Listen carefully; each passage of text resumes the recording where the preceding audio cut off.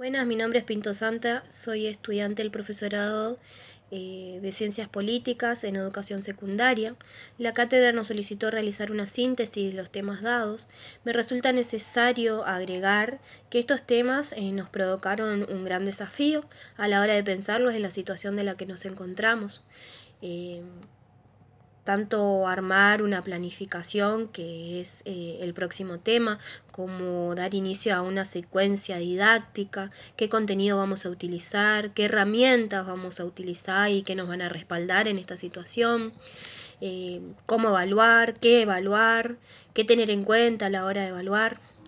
Bueno, uno de los temas principales que dimos es la elaboración de la secuencia didáctica. El autor que nos propuso la cátedra es Ángel Díaz Barriga.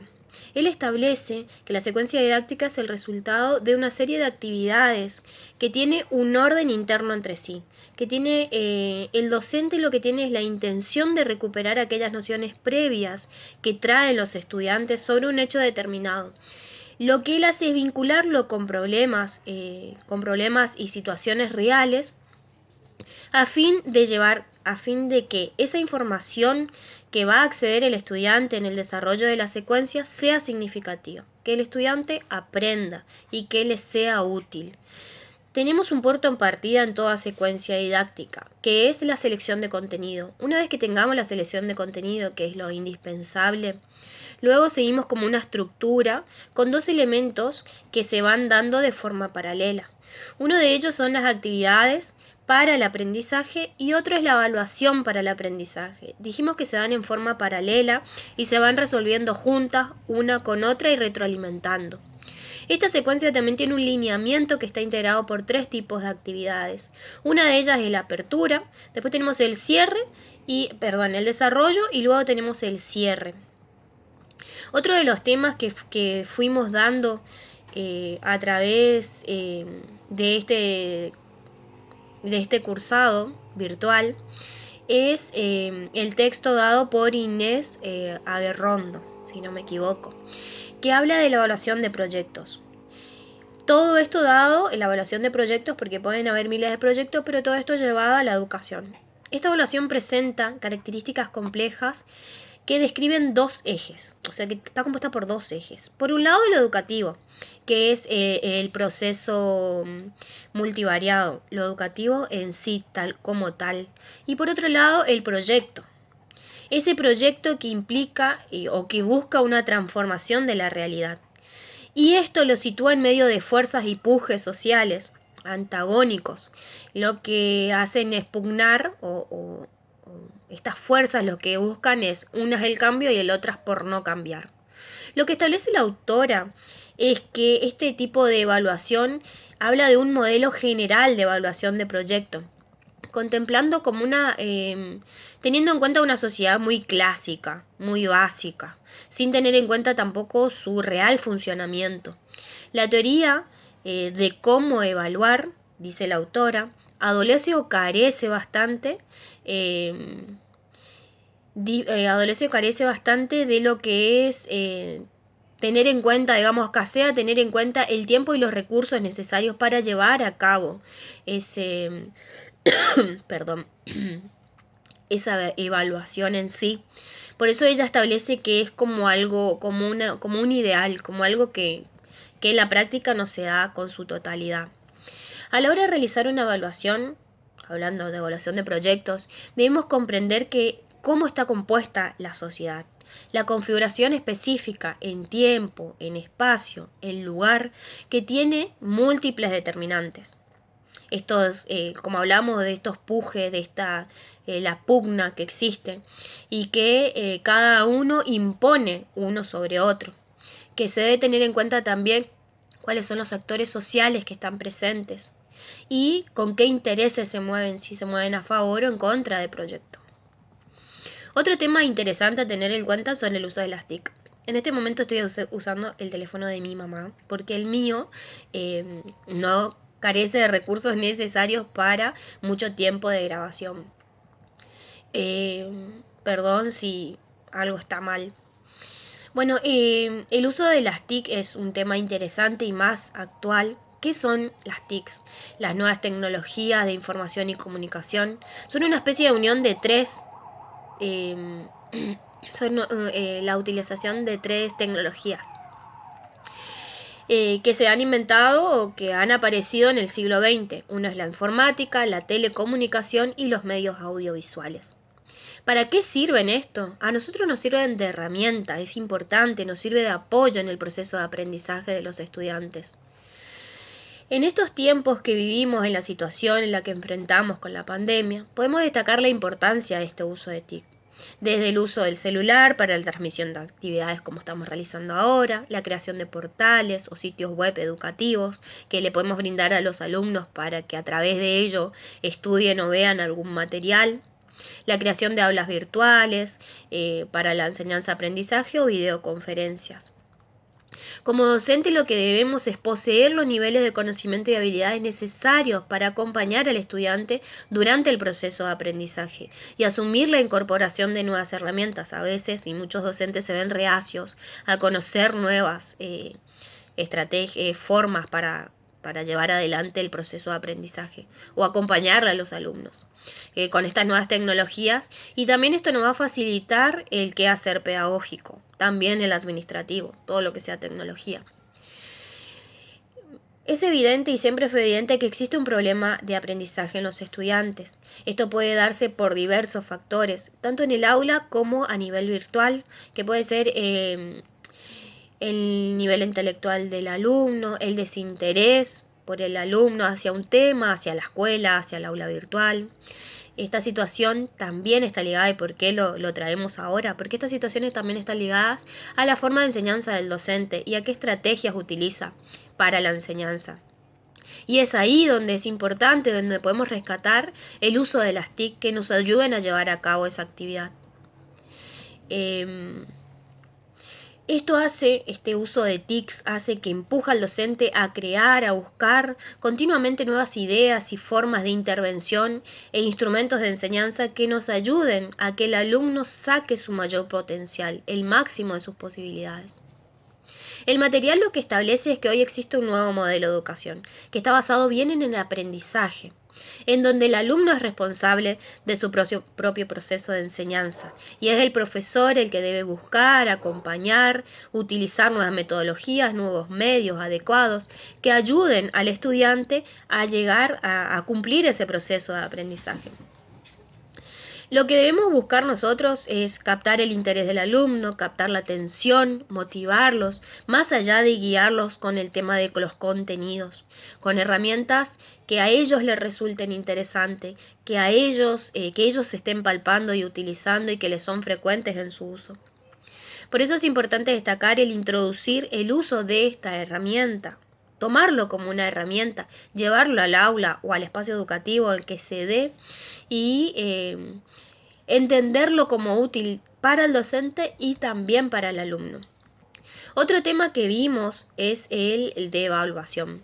El material propuesto por la cátedra fue el de la evaluación y la importancia en la educación. El autor es Felipe Fernández Canul. En esta situación de pandemia, todos nuestros temas debemos llevarlo a la actualidad, a la realidad y analizar cómo llevaríamos a cabo hoy esto. Cuando hablamos de evaluación resulta muy complejo. Se debe contemplar muchos factores más que los que se contemplan.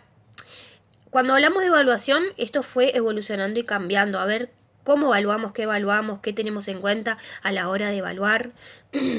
Fue cambiando, fue mutando, fue creciendo, fuimos aprendiendo y fuimos cediendo también en qué evaluar y cómo tener en cuenta la evaluación. Para esto se dan miles de factores y hoy tenemos que tener en cuenta cuántos factores se den. Por ello encuentro yo importante realizar una evaluación continua en esta situación de pandemia.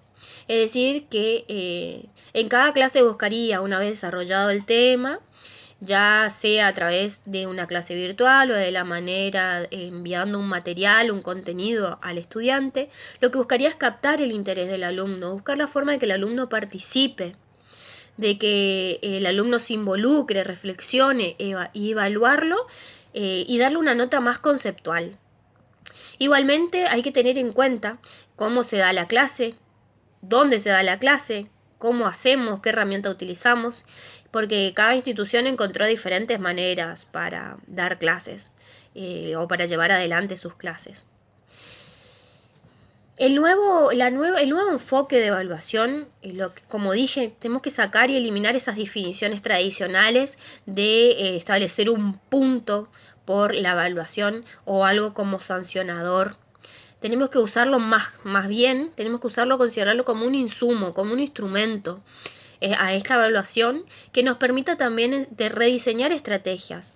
Rediseñar nuestro punto de partida, nuestra forma, nuestro desarrollo, nuestras herramientas, pensar en crecer y en ayudar al alumno.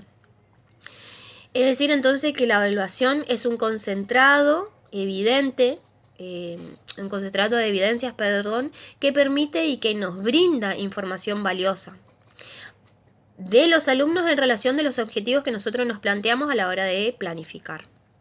Es importante resaltar que una calificación, si nosotros ponemos un positivo o calificamos o ponemos una nota, una vez finalizado, llegamos o no al objetivo y dejamos a la evaluación a un costado, no carece de importancia o es insuficiente o es inapropiado, porque no resulta útil. Lo que debemos hacer es utilizar esa información para mejorar el proceso de aprendizaje y de enseñanza.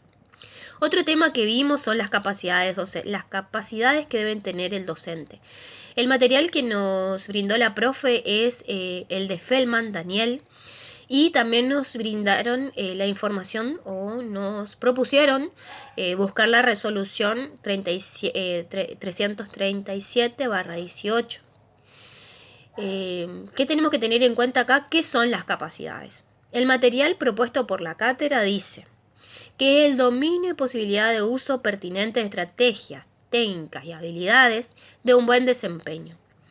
¿Qué quiere decir esto? Que la capacidad docente consiste en poder realizar el proceso pedagógico del conocimiento, su planificación, la guía de los alumnos para permitir el aprendizaje. Leyendo el material existen un montón de capacidades que necesita un docente al entrar al aula. Una vez leído los dos materiales me resultó interesante contemplar y comprender, más allá de que ya tuvimos experiencia dentro del aula, la importancia de adquirir diversas capacidades. No solo dirigir la mirada al contenido o al manejo del contenido o al conocimiento, ya que eso es de manera obligatoria, sino que también debemos organizar la clase, tener en cuenta los tiempos, planificar, considerar la diversidad del estudiante, las diversas formas que aprende el estudiante, captar el interés del estudiante, mantenerlos atentos a través de diferentes herramientas didácticas, un buen manejo de esas herramientas, saber armonizar, organizar, gestionar los grupos. Existe una inmensa cantidad de capacidades que están expresadas también en la resolución 337/18. Estas capacidades no son de modo espontáneo, sino que lleva su proceso de construcción y se debe dar en la parte inicial y se consolida también después en el mismo puesto de trabajo. Lo que debe brindar las instituciones, lo que debe brindar el sistema formador, es buscar que al menos se dé un primer nivel de apropiación que sea indispensable para que los egresados tengan algunas herramientas y puedan afrontar las diferentes experiencias laborales de manera adecuada. Bueno, una vez que comprendemos las diferentes capacidades que debemos contemplar, tener, desarrollar, que nos brinda la institución y que también nosotros podemos informarnos y buscar fuera de lo que la institución nos da, tenemos la evaluación en sí, que es tan importante.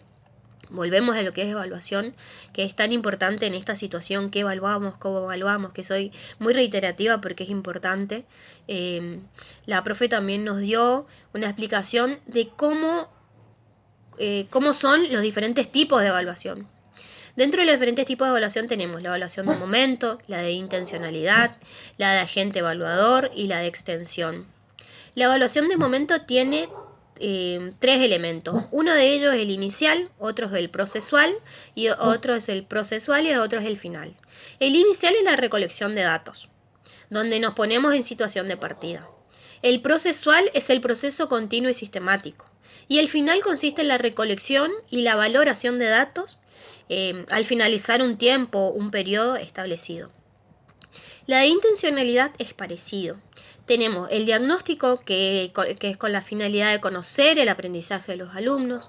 Tenemos la formativa, a fin de retroalimentarnos durante el proceso. Y tenemos la sumativa, que es buscar el término de una experiencia de aprendizaje. O sea, lo que en la sumativa es buscamos los resultados. Después tenemos el de agente evaluador interno. Tenemos 3 tipos: autoevaluación, heteroevaluación y coevaluación. Autoevaluación es cuando el alumno se evalúa su propio trabajo.